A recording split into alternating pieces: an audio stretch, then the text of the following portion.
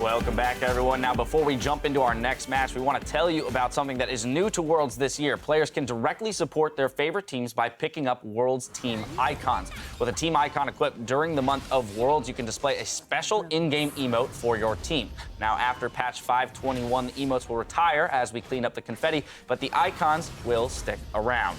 Now, of course, let's jump into our next Rumble on the Rift between North America's Cloud9 and AHQ Esports. I want to start by looking at AHQ, who were the first team to qualify for Worlds by winning the 2015 LMS Summer Split back in July, going 28-3. So, rather commanding there. Historically, people have pointed to Westor, though, as the player to watch when we get to international play. Is that going to hold true coming into this year?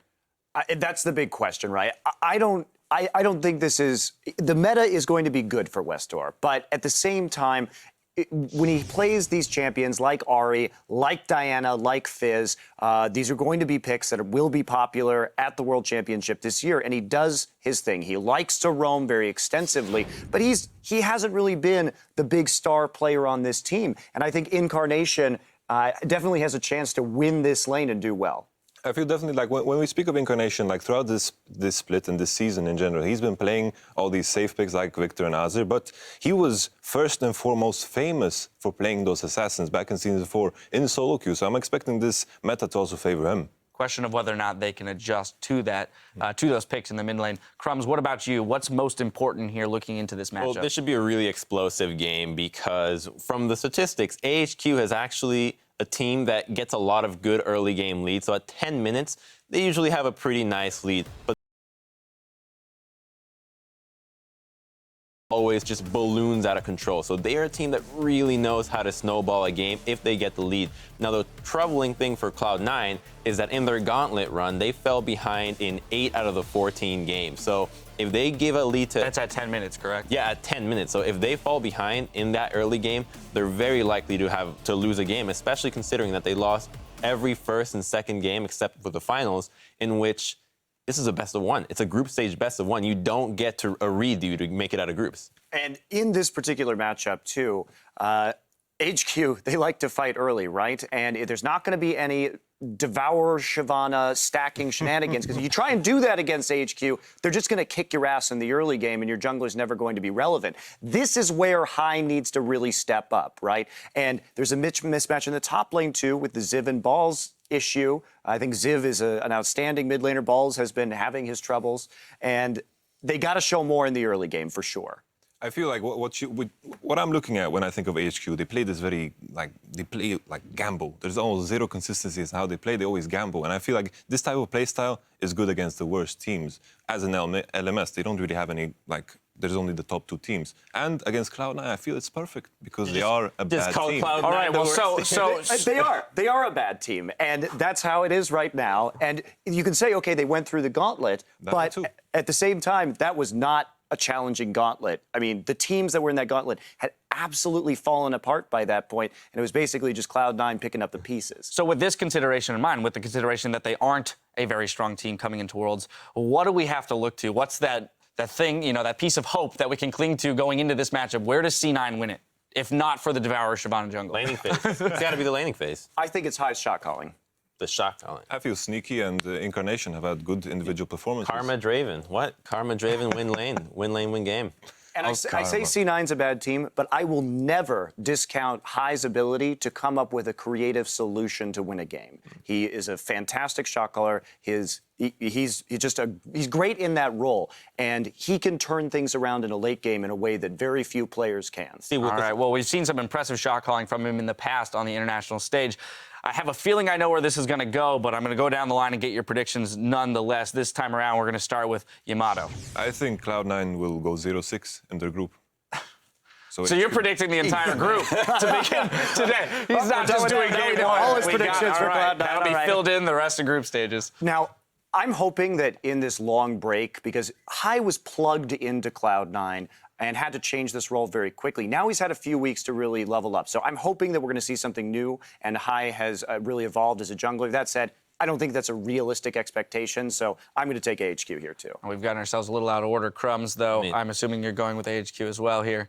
I like Cloud9. I like what they did in the gauntlet, but the fact that they lost the first game so many times and the fact that AHQ's ability to snowball leads out of control is so prevalent, it's very hard for me to want to go with Cloud9. So again, I'm going to have to agree with Monty and Yamato here and go with AHQ. All right, second game in a row. We're all in agreement here on the desk, painting a grim picture for Cloud9. Let's send it over to our caster booth to get the game underway. Now, as we go, Westdoor says the Incarnation and High partnership has made Cloud9's mid lane a serious threat. 他比较不同，他是刺客也会，然后那个维克特也会。那我觉得他也是很厉害的中路。那尤其是他有那个 Jungle High 的配合，那他很会如鱼得水。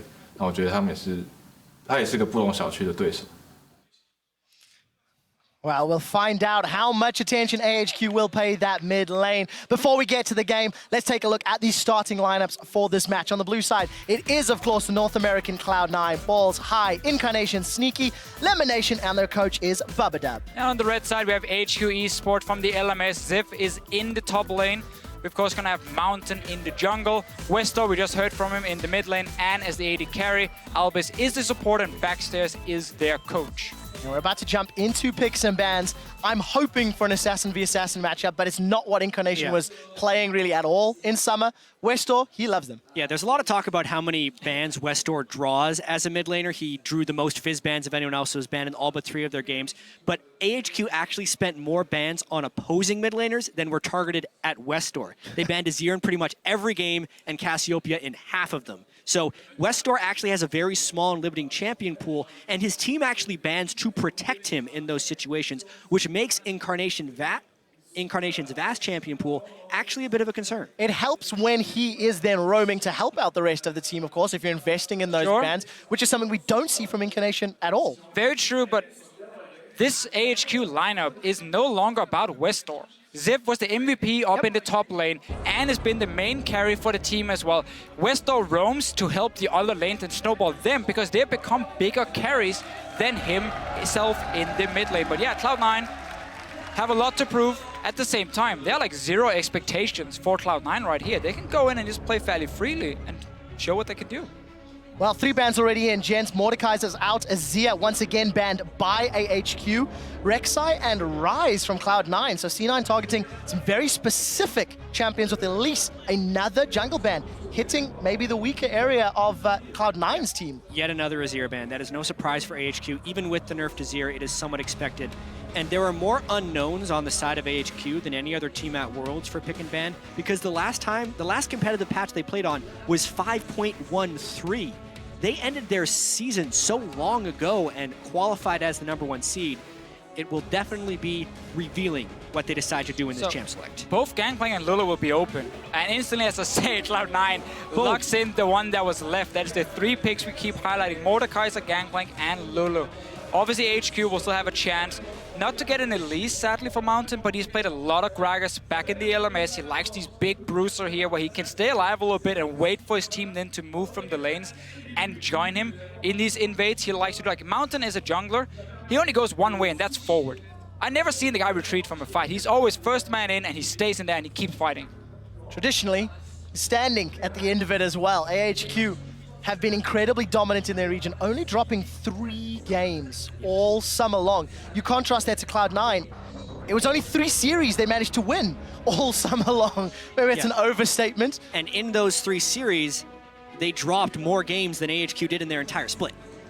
It really feels like a David and Goliath matchup, but we'll need to see what AHQ do. Kalista and Braum, 3 seconds left. It looks like those will be the picks. Yeah, like these 2 very strong picks for AHQ. Don't get one of the real big power picks, but Braum, I think for support is definitely up there as a must pick in almost every single game. And of course, Kalista, while she's not perm-ban anymore, she's still a very, very strong laner. And AHQ as a team will constantly force fights around that bottom lane. Ziv will TP down, Mountain will gank it, and Westor will roam. So having a strong lane, at least where you have early kill pressure, is very important for their early fights because they have to snowball.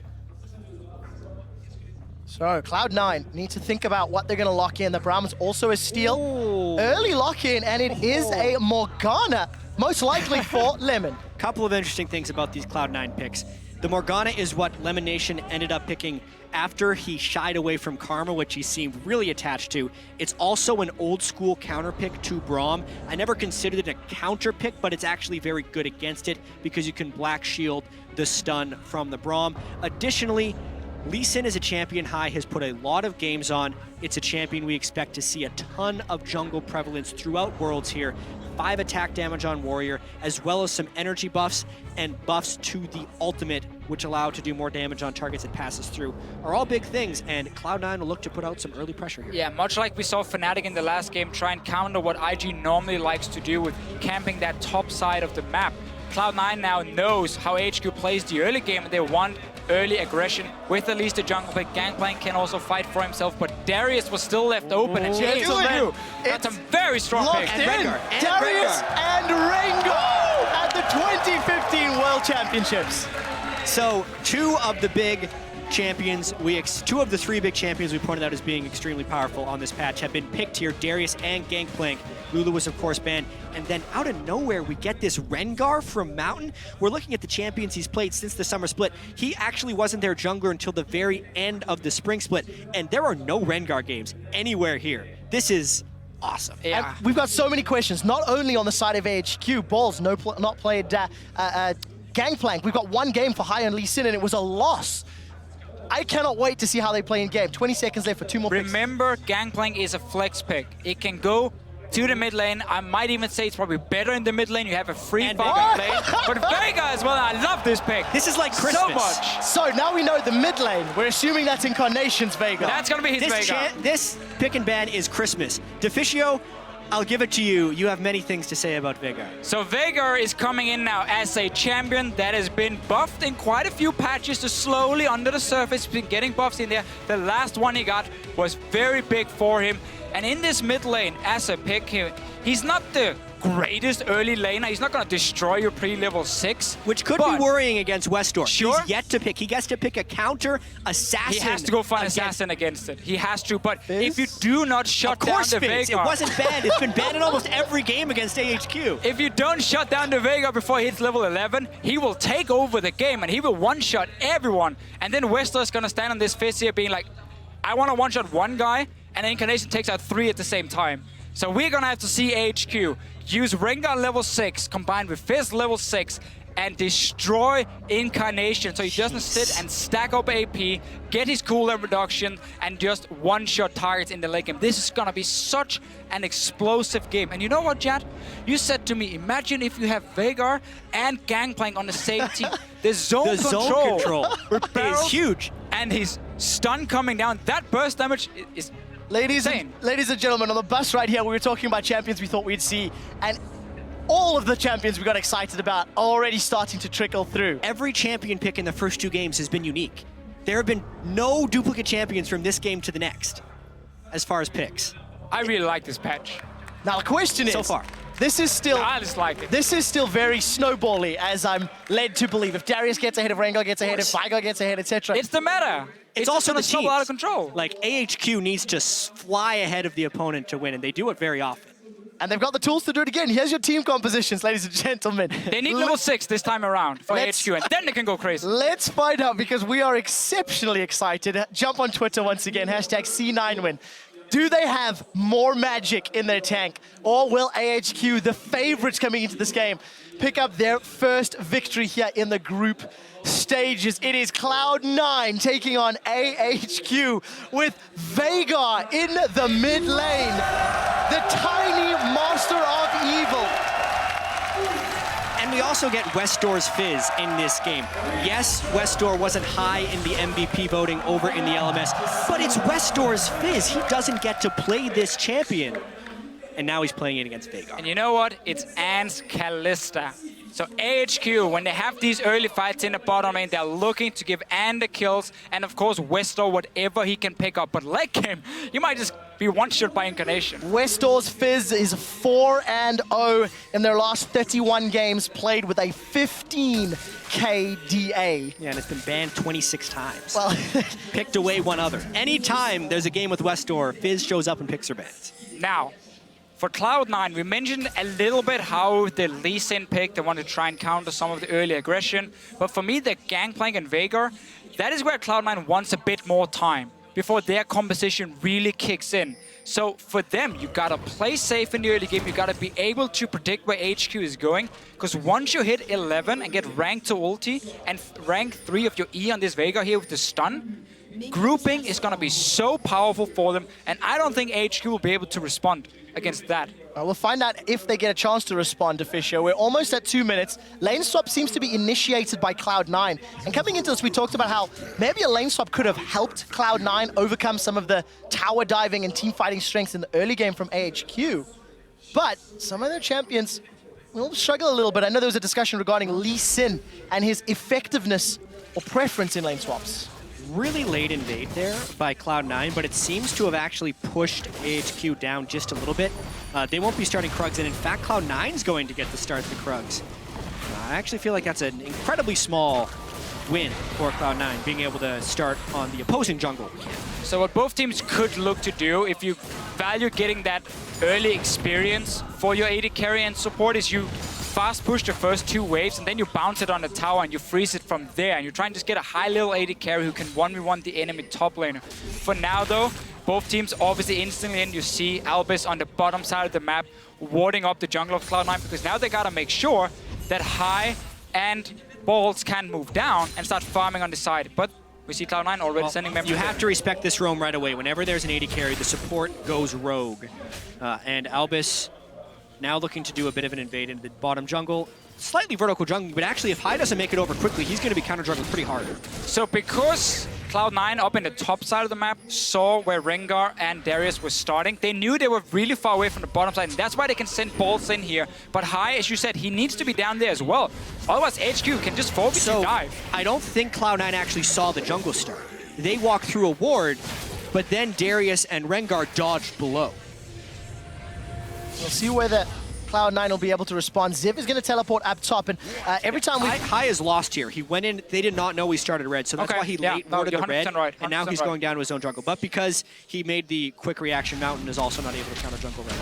So one thing I do want to keep an eye on, every time we look middle, by the way, Incarnation farming with that Baleful Strike, he's already got plus 10 AP for free, and I want to track just how high that goes. You want to know the funny thing about Veigar is you don't even need that bonus AP.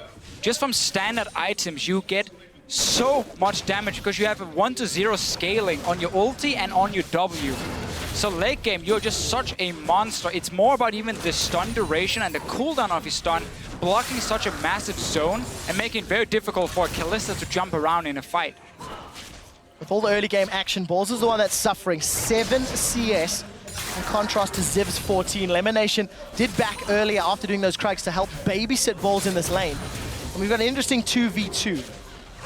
It's a very different lane swap compared to what we saw in the last game, where Fnatic were fast pushing from the start and AHQ tried to freeze one wave and then send down people to defend. Backfired completely because they were so late. Here we see both teams kind of being happy, just trading experience on top and the AD carry. We see up in the top with Darius being in the one-on-one lane. Yeah. High instead looking for a player on the mid lane. We're not expecting Mountain to do anything pre-6, and Wester's going in. He's gone in aggressively, and that might be brave. Event Horizon is flashed as Westor gets past the Christmas bells. Oh, Dark Binding connects on Anne, but there's no follow-up. Exactly, and also they can just put up the Braum Shield anytime a Binding lands so the Balls can't shoot through. These are actually really favorable lane matchups for AHQ early in this lane swap. Ziv on Darius should be able to farm up just fine with Doran Shields and 4 health potions. Additionally, Anne and Albus can really punish Sneaky and Lemonation, or sorry, Balls and Lemonation in that bottom lane because of the Braum and because of the melee versus range discrepancy. Yeah, never been a fan of the lane swaps where you just trade AD carry for top lane experience. I think top laners always benefit so much more from getting an advantage.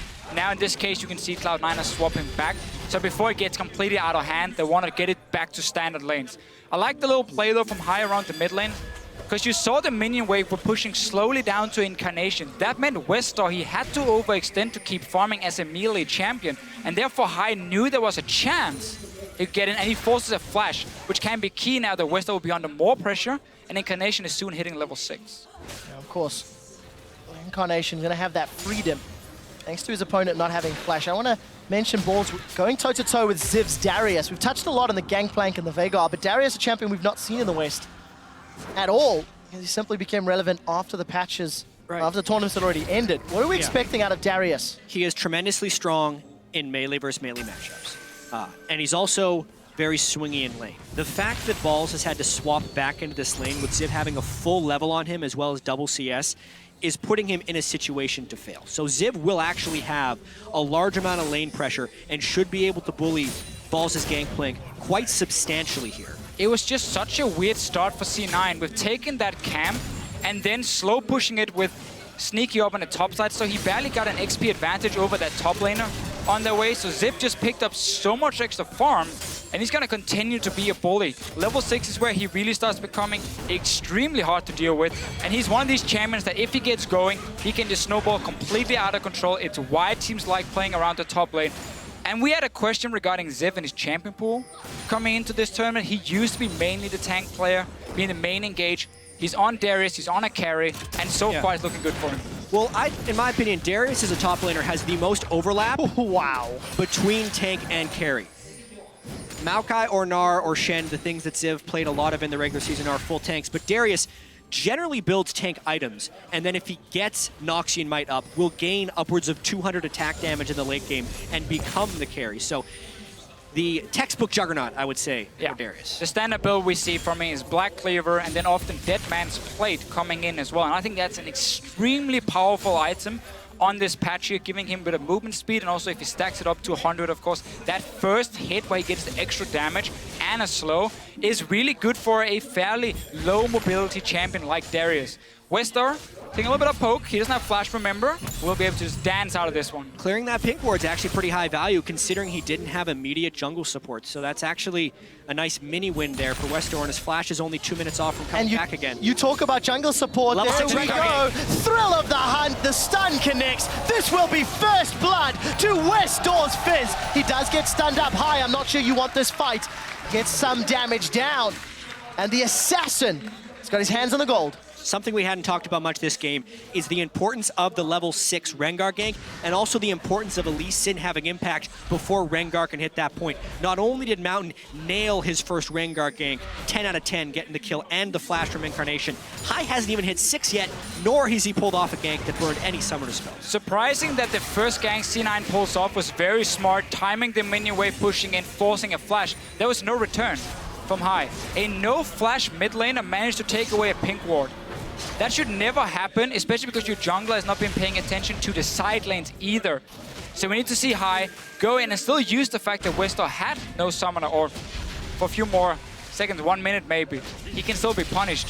So far, AHQ has been getting everything in this game. Slowly pulling ahead, over 1,000 gold. Every time we look top, Ziv is shoving balls under his tower. We see Sneaky and Lemon being forced down. They're taking unfavorable trades from Albus and Anne.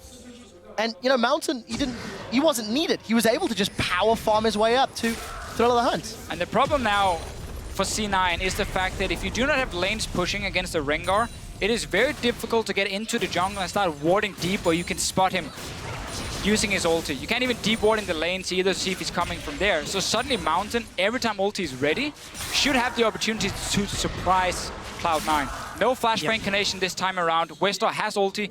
You can just return to the mid lane and do exactly the same thing again. Yeah, I should also note the early gank from Hai did burn the flash, but that's pretty much all he did. Exactly, but we need the follow-up then. Yeah, and he's missed that follow-up. Westar again has flash, and his mid laner is the one sitting without. It's really a lot about Incarnation trying to passively farm here to get his ability power up, and Balls' Gangplank passively farming to get extra gold from his barrels, because outside of that, Cloud9 doesn't have many windows for success here in the early game. And Incarnation, of course, running cooldown reduction per level runes for himself, get the 3.75% for masteries as well. And then he's Athenes, and he can start making some plays with Mountain. We just mentioned it, he's back towards the mid lane.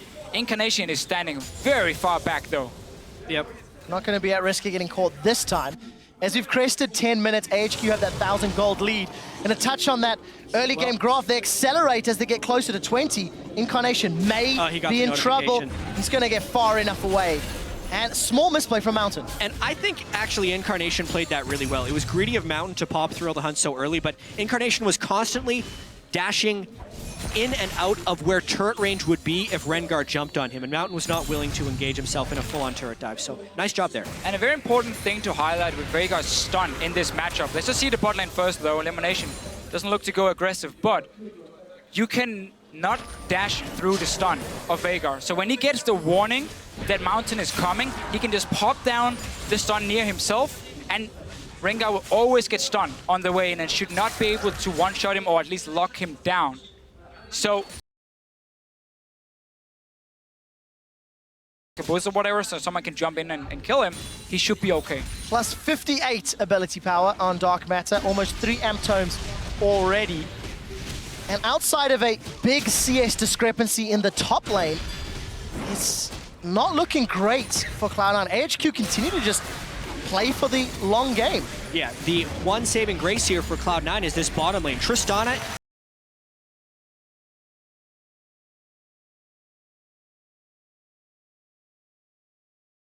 explosive charge on the turrets, and they shoved them down as quickly as possible. Even though Sneaky was top lane for the early start of that lane, he's still... That turret gold is going to come in really handy if they can withstand the rest of these ganks. Well, Mountain wants to get balls. Apprehend connects, as does the Decimate. That's a flash away. The teleport from Incarnation gets cancelled by Chum the Waters. Westall gets away. While all that is going on, Lemon, Sneaky, and High take Dragon number 1 after taking ready for the dive up top, and then C9 using all the globals they had ready. High just making Westo use a bit of mana, and now he cannot clear the wave because they're already pushing on it. And Cloud9 is rotating around Sneaky to get the explosive charge on turrets as quickly as possible and trying to punish the low wave clear of the Fizz mid. Cloud9 is still very much in this game, getting the Dragon, avoiding the dive in the top lane, and also getting that bottom turret. It is putting the emphasis on AHQ to start fights, which shouldn't be a problem, but they haven't found the fights yet. One of the main things for Tristana when she became a pick was that she was good in lane against Kalista. You could out-trade the Kalista with the early trades because you had your E doing the physical damage, and then once you get towards these towers here, because Kalista is a fairly slow wave clear and basically very limited before Hurricane with the wave clear, Tristana will always get the 4-5 hits with the bomb exploding. So C9, when you have a Veigar, when you have a Tristana and a Black Shield, that's a very, very strong siege composition for them against absolutely no defensive wave clear on the side of AHQ. So AHQ are looking to open up the map soon and start fighting. They do not want a longer laning phase. They need to start getting these roams and creating these picks. Otherwise, Cloud9 can just easily group. Incarnation is getting very close to his 11, and then suddenly it becomes very bad for AHQ. Well, AHQ do look to secure their first tower in a moment or two. The next wave is busy conga lining down. Balls still 35 CS down. But while he's unable to defend top, AHQ are under pressure middle. It looks like Lemon will be aiding Incarnation, and High's just waiting in the wings. So what Sneaky wants to do here is push up the bottom lane to apply pressure and force someone to defend, and then he can just rotate to the mid lane, group up with Incarnation, and take down this mid tower. You can see him already move away and start moving through the jungle, or at least trying to. Then they spot Rengar on a lot of these deep wards, and now he can safely just jump away. Very, very good wards from C9. They know which lanes to play around, bottom side and mid lane, because those are the outer turrets you're aiming for.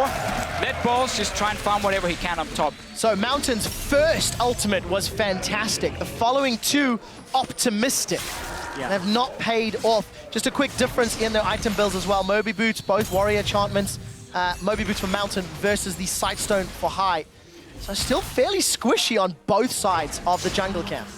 And this would normally be the time in the game where AHQ would be taking advantage, but they just strictly don't have the wave clear, and that's the stun! Oh, he's down! Sneaky gets the kill, even an assist for Balls. They're gonna turn their attention to the tower as that cannon barrage helps to clear the wave. C9 might be behind in gold, but this composition when it gets to siege on a tower is so deadly. You see the stun, the chain CC coming, and you just burst down one target. They are so far ahead in map pressure as well. Westdoor would have to fight, and they just keep chaining. Cloud9 is on a rampage. Oh, there we go. Wait for Eventorizer to come back up, and Incarnation will say, I'll have another. They've decided to back away for now. Look at Westdoor. He was in the river. And because Ziv was called down, Balls gets free time in the top side. The pressure and the tempo is so heavily in Cloud9's favor, it is catching AHQ way off guard. AHQ in the LMS is used to playing a laning phase where they always get slightly ahead. They're then used to getting out of the laning phase and just take team fights left and right, and they win them and they get so far ahead of the other team. Now, they're suddenly against a group of guys who can simply move up to a tower as a unit and just slowly but surely they look for a pick or they just take down the tower. And AHQ needs to respond by flanking them and getting a massive team fight. And this game could very easily become a bloodbath with the way it's progressing. Both teams have multiple turrets down, and LMS, much more than North American or European LCS, fight over the Dragon, specifically if the other team is trying to chain them. It was actually really strange that Cloud9 was able to get that first Dragon, which means AHQ is putting even more priority on preventing the second one. And since Cloud9 does have turrets down already, the next course of action would be to start securing those Dragons. This fight in 90 seconds could be massive. Level 11 for Incarnation. He's got 120 bonus ability power thanks to that passive on Baleful Strike. And we did see AHQ grouping around the Dragon. So for Cloud9, where is their next move? Mountain does have Thrill of the Hunt on, and he's thrown it down. Really poor ultimates after that first gank so far. I mean, what was he hoping to accomplish with that? He ulted and he wasn't willing to face check in to get vision because honestly, he may have died. I think he was, also just checking. Is there anyone hiding? I will say, from the earlier push that Cloud9 did on the mid lane, it does feel like HQ is not well prepared for this Veigar pick. And Incarnation has put a lot of Veigar pick. It's Worlds, you have to be prepared for anything, and this is the value of some of these different picks. Whether or not you can find the proper counters for Veigar. Scene of it. 2,000 gold ahead. Cloud9 are after falling behind at the 10-minute mark. Dragon and Vision, way north of Dragon, is fully secured. Cloud9 should not be surprised. But look at Westor Mountain off to the left-hand side of your screen. And this is another beautiful thing about this Veigar pick is once you start fighting around objectives, your stun can just cover a complete entrance. How on earth is HQ gonna walk into this Dragon if they walk straight into the stun? They might have to. They have teleport on Ziv, and they're giving up the second Dragon already. Cloud9 with a fantastic performance. Let's be honest, surprising many. A lot of people anticipated AHQ to do well, and this Veigar pick has thrown the game on its head. Incarnation gets caught by another Chum the Waters. Flashes defensively high, forced to safeguard out. We did see the Glacial Fissure go down, as well as the Cannon Barrage. And at the end of the day, a lot blown for nothing. TP used from Ziv as well, but it quickly cancelled. Realized there was no fight to be had as C9 already jumped out. But we mentioned this in Champs, like we talked about it during the early game, how for Cloud9 it was just all about not falling behind in the early stages of the game. Wait for Incarnation and wait for Sneaky to scale up a little bit and then to start sieging away. And as you said yet before, AHQ so far have been looking for a few picks with Mountain, but he's been very far from finding anything. Yeah, Mountain's Rengar has not been impressive. His first gank was good. Everything after that has completely missed the mark. The deep wards from Cloud9 are in all the right places to stop Mountain from being able to push. And despite, here's the huge thing, despite Balls going into that top lane against a Darius, beginning down 20 CS and a level, he was down 40 to 20 and level 5 to 4. And even though he lost his turret early on, he's stuck right in there, and he's been able to use his global somewhat offensively. Huge credit to Balls' gangplank, his most played champion in Korean solo queue during the boot camp. He is doing good work against Ziv, AHQ's strongest player. The key really for C9 with this early game is the fact they had that Tristana into Kalista lane on the bottom side. With the Morgana to just continue pushing the lane over and over. So while they were losing on the top side, going even on in the middle lane, with Incarnation dying once to the gank, they were winning the bottom lane. That gave them an opening to get on an outer turret and get into the jungle of AHQ and start placing some of these deep wards you see on your map now, making it even harder for Mountain to pull off an ulti. We do see that wave clear being so useful. Westor, wow, he's decided to go aggressive. Balls has been caught out. Chum the Waters goes up, and Westor makes that look so easy. But Cloud9 said they want to fight in the mid lane. The dunk master Darius is about to get dunked. It's Sneaky that gets the kill. Now we've turned into a 4v4. We do see Mountain jumping in, but he immediately has to flash away. Exhaust reducing all his damage. Event Horizon has come back off cooldown. Sneaky's trying to be focused by Westall, but it won't be enough. That's the second kill of the fight for Sneaky. He's burning. He needs to run away. Another Mountain binding. gets caught by a dark binding, and High goes in, but it's Incarnation that secures the kill credit. 5-2 and 4,000 gold up. And Cloud9 is actually thinking of turning on to Baron after this. This is a risky call. That was a great chaotic fight win by Cloud9. They got balls coming in with TP. Anne is the only one in the mid lane. 3 others are dead. This is Baron at 22 minutes for Cloud9. They will take full control of the game after this secure. So we see 2 things from AHQ as well. We saw Westall split pushing, getting a kill onto balls. That's one of the ways they can get back into the game. But then the rest of the team were caught sleeping in the mid lane. High gets the engage. Look at Elimination landing binding after binding as well. And the CC between him and Incarnation allows Sneaky to stay alive and just sit back and deal all the damage. And specifically the fact that Ziv was eliminated before that fight made it even though AHQ thought with the collapse up from Westdoor they would have the edge. But Westdoor too had burned significant cooldowns to kill balls in the bottom lane. And the binding accuracy versus the skill shot accuracy from Incarnation's Veigar in this fight were just too much for AHQ to handle. And we're just getting later and later into the build for what's the AP Incarnation. Because you get 5 on every kill or assist. 168 bonus AP. Right, Currently, not Froggen Incarnation has 497 ability power at 22 minutes. A Baron as well, and they are now sieging the inhibitor turret. It is down. This is exactly why Tristan is such a big pick in the North American LCS. The instant you get an edge, you get to snowball it spots him He with the found Mountain! And Mountain's jumped in, but he's down. It's Balls that takes him out. 20-second death You got numbers on Baron 2. buff, you got Westdoor has no Tristana. ultimate. Keep pushing, keep pushing. And they are pushing. Nexus turret number 1 is being focused. Another the stun! Event Horizon catches Westdoor, and he may need to take the door. The exit. Cloud9 look for the second Nexus turret. It is being focused down. The satchel charge is on. It's ticking and burning. That drop will drop shortly. The Event Horizon catches Anne, but he is able to QSS away. Second item QSS. There is no damage. Cloud9 are on the Nexus, and they will take down the number 1 team from the LMS. 23 minutes and 58 seconds.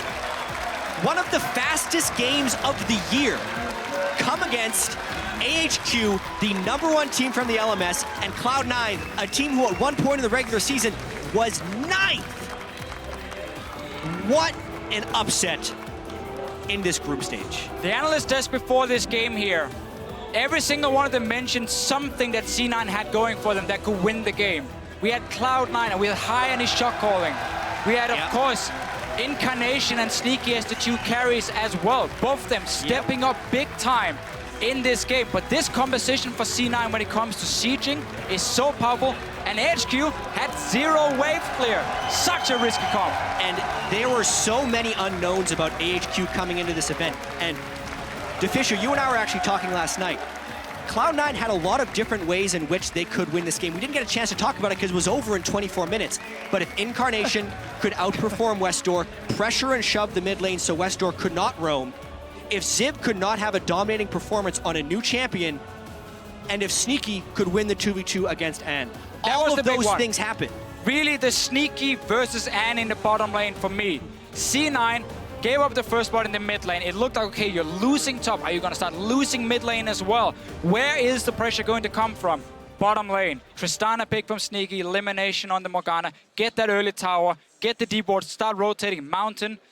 I'm not sure what he was doing with the ultis. 24 minutes. He wasn't even close. This game was over in under 24 minutes. Obviously, Baron buff timing with the Trist makes it easier to shove down turrets, but man, did they close that fast. We got so excited in picks and bans that we was forgot to worth it. overlook the lack of wave clear on the side of AHQ. There was too much information going around with new picks coming in, the teams and everything. But we just see how powerful it is. Oh, you want to start wave clearing under your tower? Here's a massive stun around you, and I'm going to one-shot you. And then your tower is dead, by the way. Incarnation's Veigar was so good. Spot on. AHQ was not ready to deal with the event horizon. Nope. It felt like that was consistently stunning AHQ. And then with the new faster drop down on Dark Matter, it was just dealing so much damage. You talk, the damage on Dark Matter is almost as much as the ultimate. Yeah, it's insane what he can do. 1.0 AP ratio on it. Still though for AHQ, a thing we saw a lot in the LMS was Ziv was the main engage in the top lane. And Maokai and so on could TP in. He was the guy starting fights. With him now playing Darius and so on, he can no longer be the main engage. Yeah. And we saw the focus be switched over to Mountain on this Rengar pick. And it did not work. He had too many times where he tried. Extremely risky. He didn't respect the wards that could be there, or Incarnation just putting a stun around him in the mid lane and then he couldn't jump him. That is something AHQ has to fix for the future games. So many things to talk about from this game, not only from picks and bans, from execution, now the surprise of Cloud9. Let's call it upsetting AHQ. Sure. 100% kill participation for both Incarnation and Sneaky in that game. And with the first 2 games of Worlds lockdown, we actually now can take a look at the Group B standings. We've seen all 4 teams, and it is Fnatic and Cloud9 over Invictus and AHQ. We will obviously keep tracking this as we lock down more games throughout the day. But gentlemen, 518 is looking to be a very exciting match. Absolutely love it. That group is now done for the day, right? We're going to be moving on to Group C as our next matchup, but not necessarily expected results. Europe and North America atop the group at the start of the day against LMS and China. That was not expected by many people, I have to say. And even if you had predicted the result, the manner in which the results were secured is even more of a talking. Very one-sided game. I mean, you could argue that Cloud9, they went slightly behind in the first 10 minutes, but they accelerated over the next 13. That was their composition. Their composition had to fall behind a little bit. AHQ had 2 kills. Oh, it was incredible. 2 kills against Gentlemen, we will have to talk about this off-air a little bit later. For now, we're going to head to Shox, who's standing by with Cloud9's European mid laner, Incarnation. Sorry. Thank you very much, Trevor. I love how you're European mid laner, if we didn't know, but congratulations, Incarnation. A victory here for Cloud9, and I think it's safe to say that a lot of people hadn't expected that much from your team coming in, so tell me how you went, or what your mindset was going into this one. I felt like a lot of people underestimate us because we got 7th place, but with Hive, we've always been playing really good, I would say. So it was really weird to us because we personally feel like we're a good team, so yeah. Well, that's the most important thing. How much do you think, Margin, you've improved from making that fantastic run for you guys for qualifying for Worlds and then going to Korea to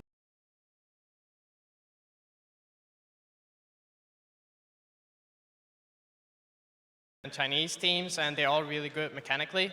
So I learned a lot playing against the top players there as well.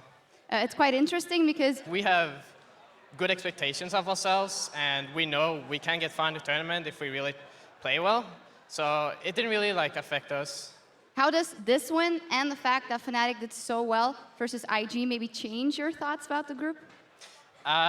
We know Fnatic is a really good team, so we kind of expected them to win. I feel like I felt like we had pretty good chances going into this match as well. So yeah. Yeah. Finally, we have to talk about that crazy pick and ban phase and about your Veigar pick coming out. Tell us what was the plan around that and were you going to go for that no matter what? Yeah, more or less. We played some Veigar, and we had a lot of success with it. So yeah, it was pretty much planned from the start. Pretty much planned, and it went pretty well. Well, congratulations. Thank you very much. Incarnation, that is Cloud9 winning over AHQ. We have to take a short break, but when we come back, we'll be back with a rematch, Faker versus Ryu. More World Championship action with SKT versus H2K right after this.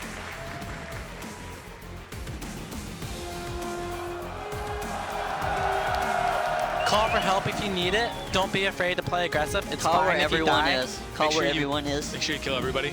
But they just strictly don't have the wave clear, and that's the stun! Oh, he's down! Sneaky gets the kill. I have my KT, I have my KT. Whistler, fist, last hit. No ulti, Nice. Cut back. This guy? He's stunned? Yeah, Yo, I'm here. F, ulti, 13. I'm pretty low. Cut back. Super low. I can TP in 10. I can TP in 10. And Mountain's jumped in, but he's down. It's Balls that takes him out. Ziv got stunned by the Event Horizon, and he's forced to flash away. And they will take down the #1 team